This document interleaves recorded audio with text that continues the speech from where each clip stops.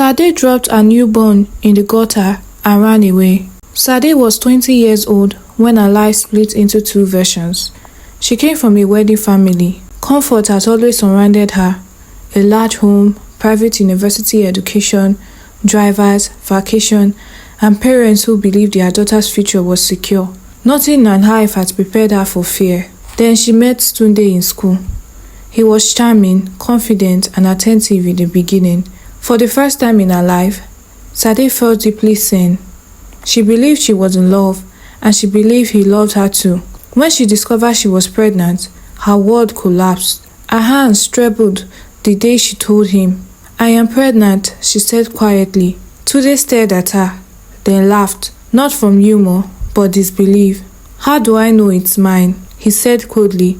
"You expect me to believe I'm the only one you've been sleeping with?" Those words cut her deep. She left in shock, confusion, and shame. For days, she couldn't sleep. She couldn't eat. She couldn't think clearly. The only thing she could think about was how to make the problem disappear. Late at night, she searched her phone. How to terminate pregnancy. She read anonymous advice, dangerous suggestions, and stories from strangers online. She went to a pharmacy quietly and bought drugs she barely understood. She took them. Soon after, she started bleeding. Relief washed over her. She believed the pregnancy was gone. Each month afterward, she still saw bleeding, which convinced her everything was normal. But slowly, her stomach began to bloat. She told herself it was a side effect of the drugs. Months passed. Then one day, a sharp pain struck her body like lightning. She rushed to the hospital. "You are in labor," the doctor said. Her mind went blank. Hours later, she held a newborn baby girl in her arms, terrified, consumed, and unprepared. That night, while the hospital slept, Sade wrapped the baby and left quietly. The streets were silent. Her heart pounded so loudly, she could hear it in her ears. She walked to a nearby gutter, trembling, crying, whispering apologies she barely understood. "I am sorry, I am sorry." Then she placed the baby there and ran. Before sunrise, at exactly 5 a.m., Mata Okon began sweeping the roadside. She worked for a local government sanitation unit and followed the same route every morning before traffic began. As she swept, she heard a faint sound, a baby's cry. She followed it carefully and froze when she saw the child inside the gutter. Her hands shook as she lifted the baby. She looked around. No one was there. For a long moment, she simply stared at the child. Then she carried the baby home. When Martha knocked on her door, her husband, Paul, opened it with confusion. "Where did you get that baby?" he asked. She told him everything. Paul suggested reporting to the police, but Martha refused.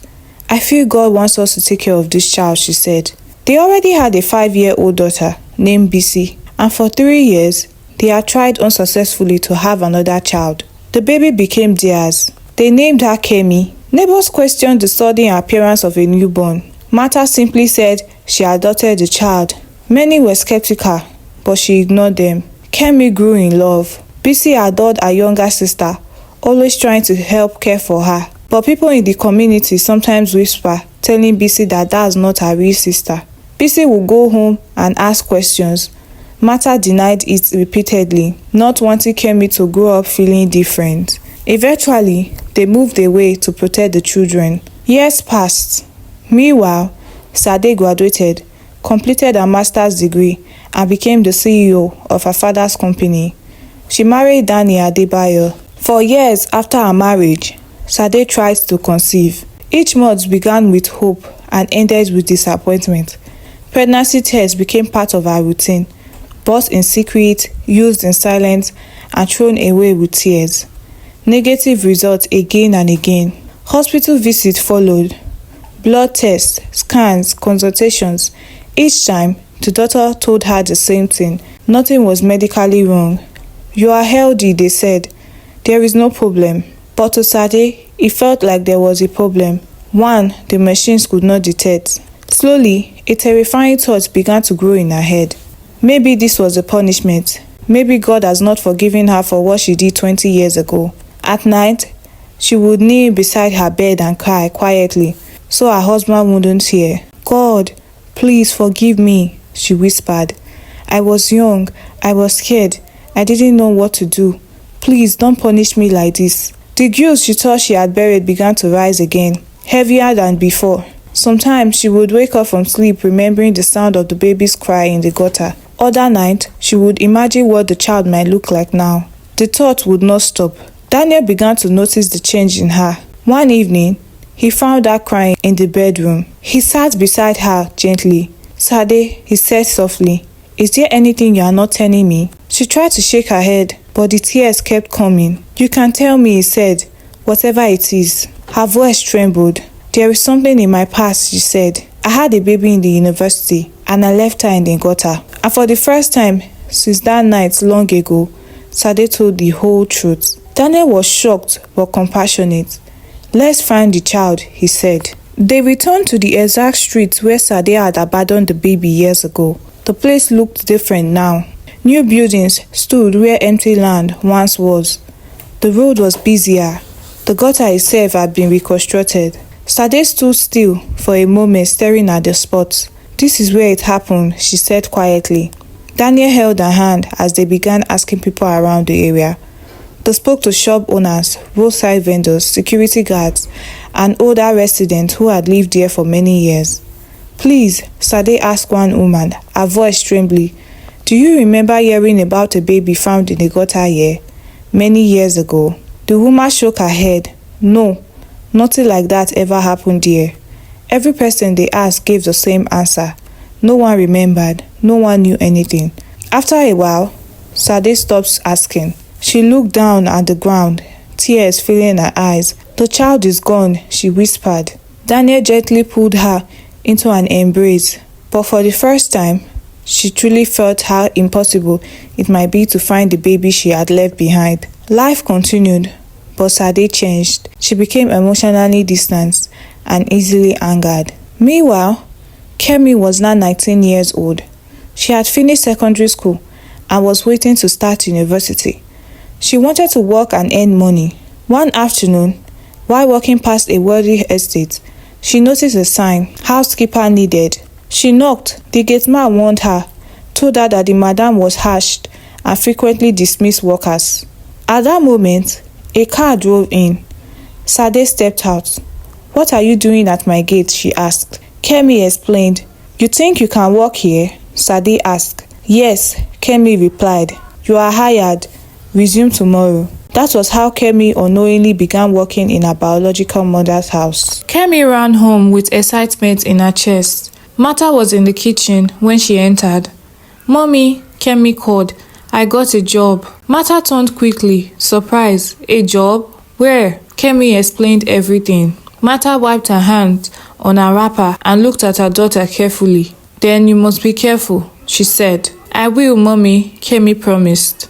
The next morning, she resumed work. The house was large and quiet. Everything had a place, and the rules were clear. From the first week, Kemi understood what the gateman meant. Sade was not easy to work for.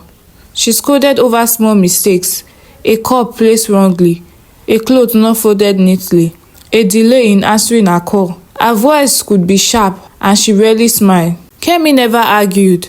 Each time she made a mistake, she apologized sincerely. I am sorry, ma. It won't happen again. Days turned into weeks.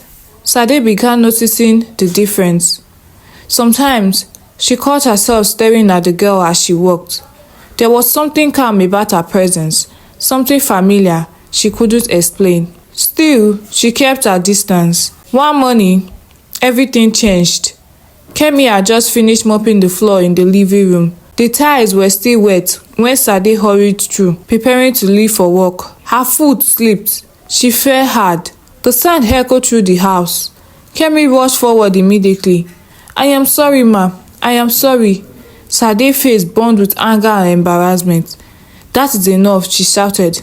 Before I come back from work, I don't want to see you in this house again. You are fired. She walked out without looking back. Kemi did not leave. She sat outside the gate the entire day waiting.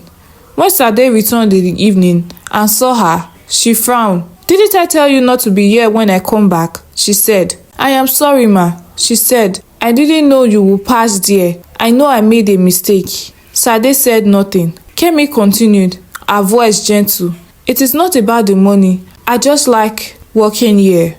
I like being around you. That surprised Sade. Kemi hesitated, then added quietly, I don't know why, but I feel like you're a kind person. I think you are just going through something. Something inside Sade softened. She looked at the girl for a long moment, then she sighed.